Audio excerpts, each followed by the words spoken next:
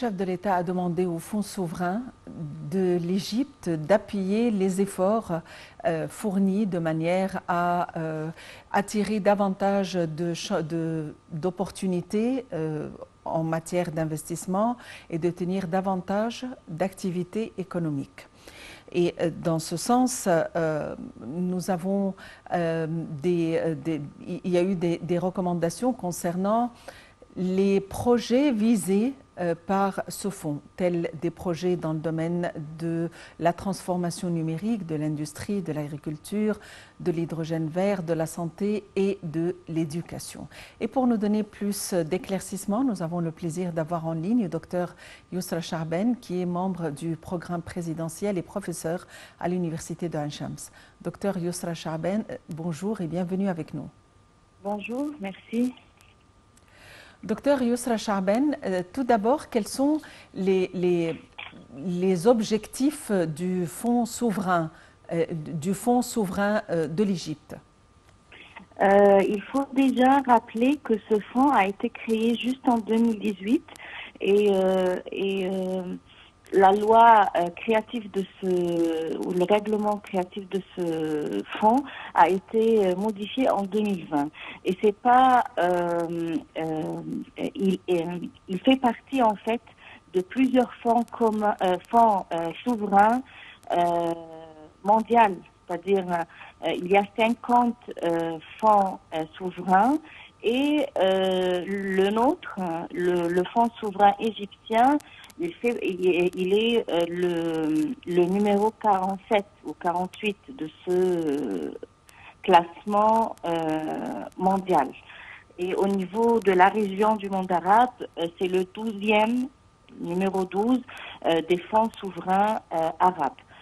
Tous ces fonds-là, ou pourquoi en fait les États créent déjà un fonds souverain, c'est tout d'abord pour contribuer, l'État contribue, en tant qu'acteur principal et actif pour le développement économique et financier et économique pour l'État.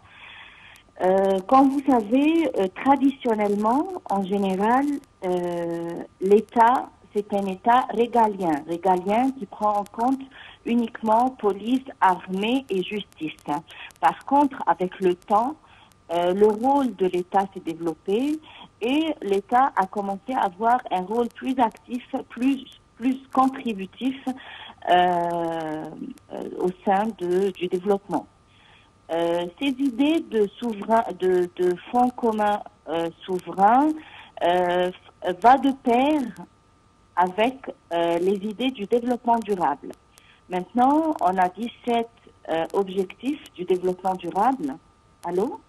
Oui, je vous suis, docteur Yousra Charben. On a les Nations Unies, a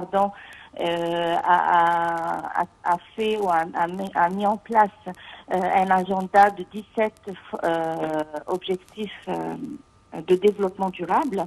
L'Égypte, bien sûr, elle suit les pas mondiaux ou internationaux dans ce sens et elle essaye de mettre en place ces objectifs mondiaux. Et donc, pour pouvoir réaliser ces objectifs internationaux et aussi les objectifs économiques au sein ou les objectifs locaux au sein de l'État égyptien, l'État égyptien devait prendre ce rôle de contributeur actif dans l'économie locale. Voilà. Parce que en général, on a bien sûr le secteur privé, on a aussi le secteur gouvernemental, mais en ce moment, l'État est aussi un acteur principal. Et lorsqu'on dit un acteur principal, c'est-à-dire elle contribue non pas en sens de État, c'est-à-dire elle n'a pas l'étiquette entre parenthèses État, mais elle intervient en tant qu'acteur comme un acteur qui investit, comme le secteur privé, comme le secteur gouvernemental, et ainsi de suite. Voilà. Est-ce qu'il y a Elle prend, en quelques mots, elle prend place sur le marché de l'investissement ou de l'économie en tant qu'acteur actif. Voilà, tout simplement. Oui, quels sont les secteurs prioritaires? Est-ce qu'il y a des secteurs prioritaires? Bien sûr, il y a déjà le capital de ce fonds commun souverain. Il est environ de 12,7 milliards de dollars. Et les secteurs privilégiés ou prioritaires, tout d'abord les investissements en matière ou dans le domaine de l'hydrogène vert. Par exemple, ce fonds souverain, il est le propriétaire de El Tahrir, Mugamma El Tahrir, le bâtiment en fait qui est à la place Tahrir, voilà.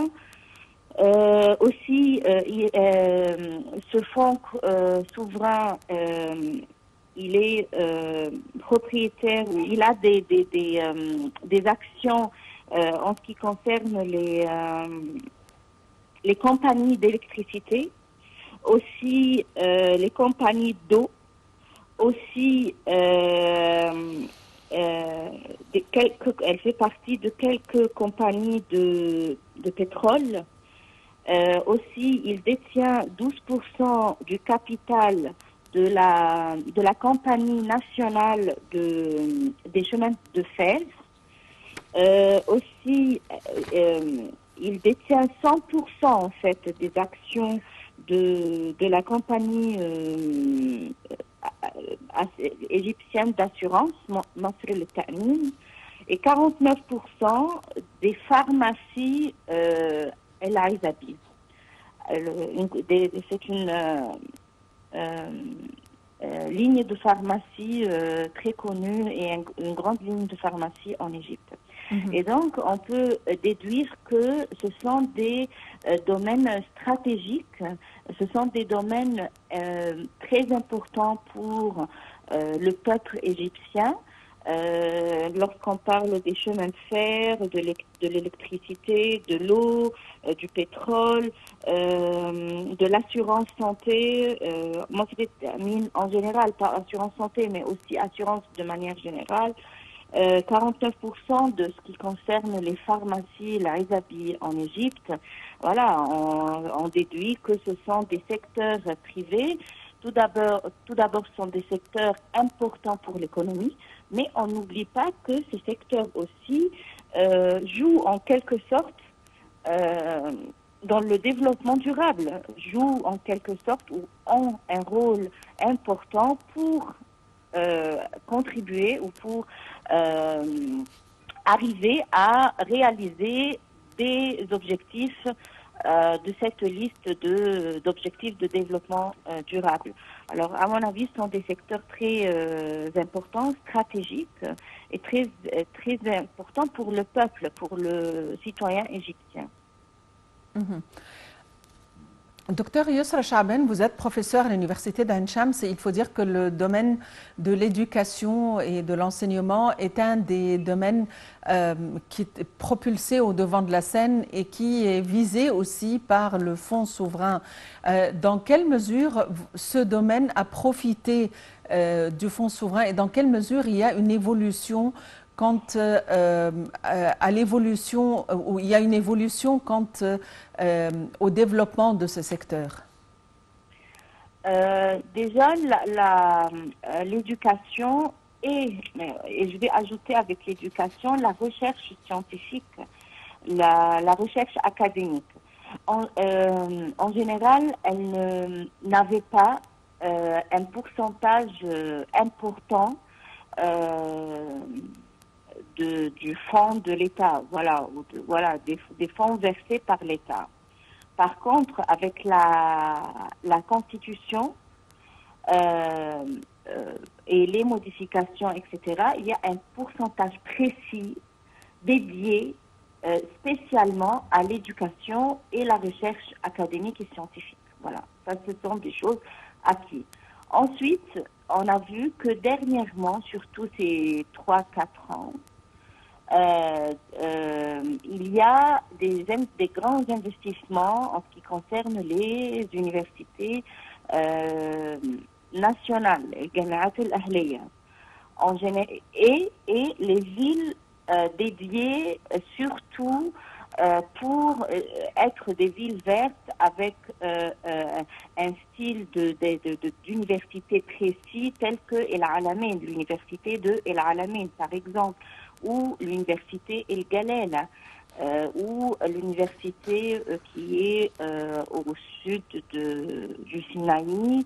Je me rappelle pas du nom, mais Salmen, oui, c'est Université Salmen. En fait, ce sont plusieurs universités qui ont été créées dernièrement par l'État égyptien dans des villes aussi importantes et stratégiques, soit des villes côtières, soit des villes qui possèdent une place importante géographiquement pour l'Égypte et pour comment vous dire, la population, elle est toujours fixée ou concentrée au bord du Nil, voilà, de manière verticale. Lorsque l'État égyptien a décidé de mettre en place ici l'université de l'Alamein, ici l'université de Salmen, à Sinaï du Sud, et ici, voilà, elle a fait comme une répartition en fait de ces universités pour que la population ait être à l'aise en fait dans le choix des universités et aller habiter à Marsa Matouh, à Al-Alamein, à Sharm el-Sheikh, ainsi de suite. Alors cette installation de la population, elle sera un élargissement du secteur ou du vallée du Nil de manière horizontale. Voilà. Ce sont des investissements importants. On va voir le fruit des universités, pas que les universités nationales, telles que l'université de Ain Shams, je veux dire les universités traditionnelles, l'université du Caire, l'université de Damiette, l'université de Asyut, et ainsi de suite, elles ont pu aussi prendre place sur ce dossier ou avoir un dossier pour avoir des universités nationales, des universités ahliya telles que pour qu'elles soient de la 4e génération, telles que le Galela ou l'Alamein ou l'université Salmen et ainsi de suite. On a presque, dans les universités traditionnelles, on a presque, chaque université a une autre université nationale. Jamiat al-Qahira, elle a l'université du Caire nationale, Ahliya, et ainsi de suite. Alors, à mon avis, le secteur voilà, à mon avis, et au final, à mon avis, le domaine de l'éducation et de la recherche scientifique a pu profiter de ce fonds souverain. Et on va voir les fruits de ça dans les prochaines années, Inch'Allah. Oui, Docteur Yousra Chaaben, vous êtes professeur à l'université de Ain Shams et membre du programme présidentiel. Merci d'avoir été avec nous aujourd'hui. Parmi les secteurs prioritaires figure le secteur de la transformation numérique, l'industrie, l'agriculture, la santé et l'éducation. Et donc, le Fonds souverain est une des sources de financement et d'appui à ces projets d'investissement.